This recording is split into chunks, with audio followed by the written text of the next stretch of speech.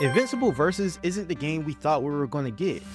About a year and a half ago, when Skybound first announced that they were going to make an Invincible game, we all thought it would be an open world and story-driven game, something that could possibly be the catalyst for a future Superman game. But after finding out by the end of the trailer that this was a fighting game, the reactions of the fans were very split, to say the least. YouTube, what it do? It's your boy, No World One. And in today's video, we are going to talk about the new Invincible game because it's popular. So let's get into it. Let's talk about the background, where this all started. So about a year and a half ago, I'd say late 2023 or early 2024, Skybound had announced that they were going to be making a game. Now, from my understanding, I do believe Skybound used to make like Telltale games and things like that. But this time they were going to make an Invincible game. And this game wasn't going to be like your regular AAA game. This game was going to be crowdfunded. Now, the last time I checked on it, which was like right at the beginning, they had only raised about $500,000. So this game is like very low budget and in its infancy. So I'd say let's give it some grace. So yeah, that was the game's origins. A lot of people thought that this was going to be something like a Superman simulator. Not that there's anything wrong with that. We've always wanted something of a Superman game, like a game similar to something like that, to where we can like do something, be a superhero, like a superhero simulator. And we never got a Flash game. We never got the Wonder Woman game. That got canceled. And we never got a Superman game. That was never in the works, even though there was rumors. To be honest with you guys, I kind of forgot about this game for a very long time, because after I made the video, I just never looked into it ever again. I never even bothered to check how much money they raised, but last time I checked about a year and a half ago, they raised $500,000. And like I said, it's lower budget and a smaller team. So I'm not going to say that it's going to be bad, but let's not get our hopes up too much. But at the same time, let's not be too harsh on it, because some smaller teams with smaller budgets have shown that they can do a lot better than some of these bigger companies who often try to get your attention with a cash grab product that ends up not really being good. This is simply a fighting game. A lot of guys were disappointed. Some guys were excited. I'm kind of in the middle about it. I think that there's nothing wrong with it being a fighting game as long as they approach it the right way. Even though I wanted like a Superman simulator type of game, open world, story driven, but that's okay. It's a missed opportunity, but this is what we got right now. To me, this kind of looks like a Mortal Kombat or Injustice clone. I see a couple of decent combos, looks decent. One of the main gripes that a lot of people have with this game is the graphics. Me personally, I don't really have a problem with it. At first, it was kind of weird looking to me, but then I realized this was more of a stylized version of graphics. Remember, this is the same people who made the Telltale games, if I'm not mistaken. Correct me if I'm wrong in the comments. It was a long time since I made that video about this game. Something I need to see more of is I need to see more combos. I need to see more gameplay in general. I definitely need to see more characters, because right now it seems like all of the characters pretty much just fly and punch and do Superman punches. Now, if there's anything wrong with that, I don't want anybody to say, oh, I'm totally ragging on the game. I'm just telling you guys what I see. Now, I haven't seen much of any of the characters that don't fly, so maybe that's just the caveat to it. Now, I will say this. This game comes out in 2026. So this game is unfinished. So they still have a lot of things that they probably plan on adding, such as more characters, maybe a story mode, maybe some new different types of combos. I've seen that they have interactions, which I do find very interesting. And I also will say this, even though some people hate the graphics, I'm going to go ahead and straight up tell you, graphics do not make a game nowadays. I think we've gotten so far to the point where graphics have gotten so good that sometimes game devs and game publishers mainly focus on the graphics and the marketing to hook you, and then we end up getting games like Suicide Kill Justice League where the character models are the best they've ever looked, like they damn near look real, but the game ended up being repetitive and like kind of trash. You know what I mean? So I would just say that don't look at a game like, oh man, the graphics aren't as good, and then just think the game is bad. The game could be great. And that's often what happens when you get smaller teams and lower budgets. The graphics aren't going to be the best in the world. They aren't going to be Suicide Squad Killer Justice League level. They aren't going to be Batman Arkham Knight level, you know what I mean? Or Sparking Zero level, or Marvel Tokon level. They aren't going to be that good. What we should be focusing on mainly is the gameplay aspect of it. And like I said, the game is not finished. I don't think it's finished. I think they're just showing us what they got so that before 2026 comes, they can go ahead and see what they need to fix. That's my hope, because some game devs, they just see the feedback and they don't even change nothing. They just let things happen. WB. Anyways, this game definitely has potential to be good. And as long as they aren't doing what I think they're going to do and just be a Mortal Kombat simulator, or my bad, an Invincible version of Mortal Kombat, then I think they have some potential. Now, is this what we wanted? No. And I'll say this, right? Agent Nova One, we've identified a key asset, the viewer. That's you. This mission is critical, 20,000 subscribers by mid-2026. Every single one strengthens our reach, our power, our momentum. If you're hearing this, your role matters. Subscribe now. Activate notifications. Together, we complete this mission, or we fail trying. The clock's ticking. Diana out. I'm just going to go off on a little tangent. With Gotham Knights and Suicide Squad Killer Justice League, those games didn't necessarily fail because the gameplay was bad. Granted, the gameplay ended up being very repetitive, but the core game mechanics, like if you play the game for the first hour, it can seem fun, but playing it over and over again, it became trash. But that's not the main reason that this game failed. In my opinion, the main reason that these two games failed is because it's not what the fans wanted.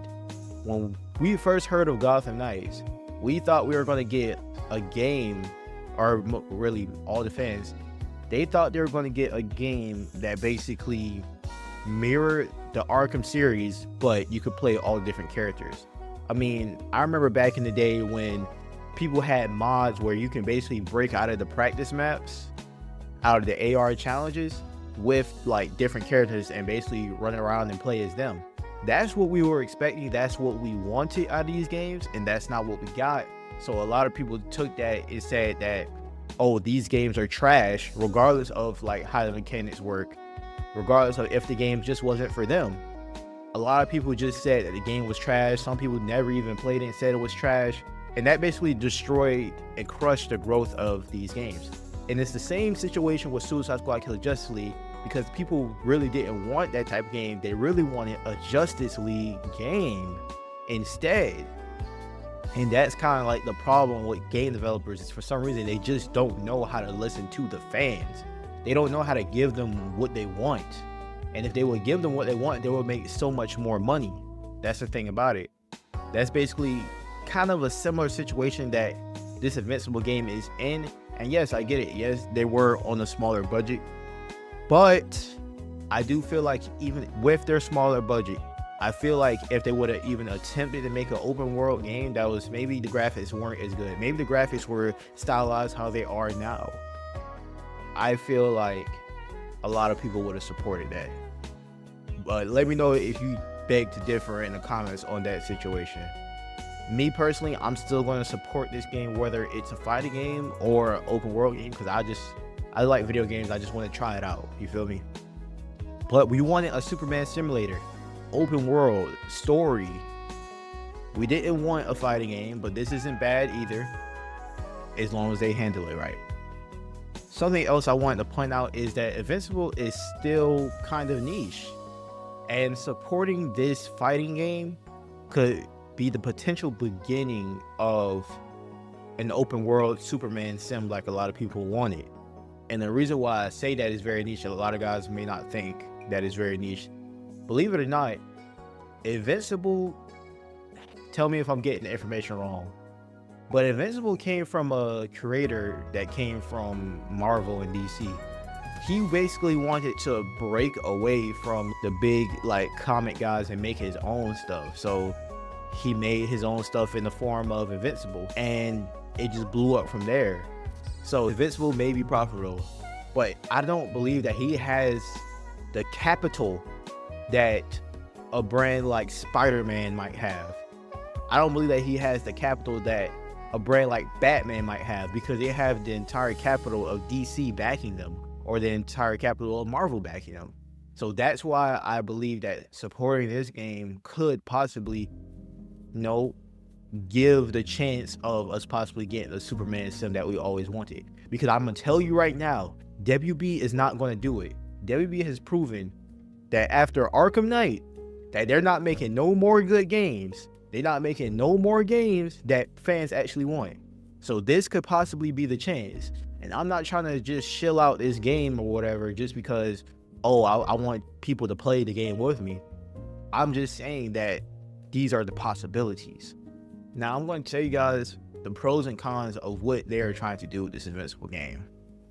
Number one, it's not exactly what fans wanted.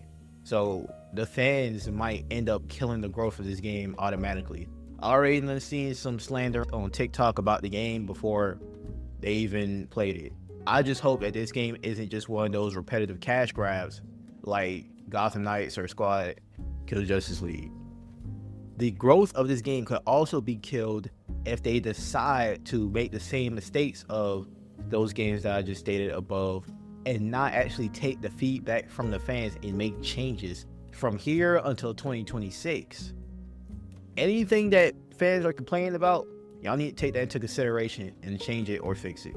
Could be very, very fun and have some staying power if they do the things above right. But to me, their biggest hurdle is competing with Marvel took on Fighting Souls. Now, in my last video, I believe I already talked about how Marvel took on Fighting Souls might just end up dominating the fighting game industry and basically killing Dragon Ball fighters. But the reason I say that is because Marvel is going on a crazy run right now. Marvel, they're doing something that a lot of gaming companies aren't doing, and that's hiring their competitors to work for them to make great games while utilizing their huge brand and massive reach to get people to play the game. Their free game made billions of dollars in the form of Marvel Rivals, and that's just people buying cosmetics and battle passes. Now imagine this game right here. They hired Arc Systems, one of the best game devs of the most beloved fighting franchises, Guilty Gear, and even Dragon Ball Fighters, and they said, hey, make our game and use our brand to make this blow up, and that's what they're doing. It's going to be very hard for Invincible to compete with that, just like Invincible had to compete with other comics when they first came out, just like they had to blow up in the first place. They did pull off some success and blow up, and even had a little Spider-Man, kind of Spider-Man cameo in Invincible. But the competition is going to be real stiff. That's all I got to say about that. They have a lot of competition ahead of them, and I'm not sure if they can do it, to be honest with you, based off of just looking at what they got already. I'm not trying to be negative, but I'm just saying what I think, you know what I mean? So don't at me, bro. But all in all, I want both games to be successful, if possible, and I want this to lead to a potential Superman game. That's all I want, bro. A Superman game or Superman simulator, an Invincible open world, I want that. We've been needing that for years, bro. And if that were to happen, man, it will feel just like how it felt when we got Dragon Ball Kakarot. Because when I was a kid, I always thought, dang, wouldn't it be cool to play Dragon Ball but open world?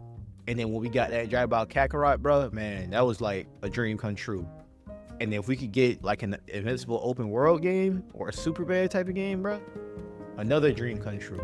If you guys like this type of video, like, comment, subscribe. I got more coming. I'm trying to get to 20,000 subscribers by the end of 2026 or by the beginning of 2027. Make sure you like, comment, subscribe. Catch you guys later.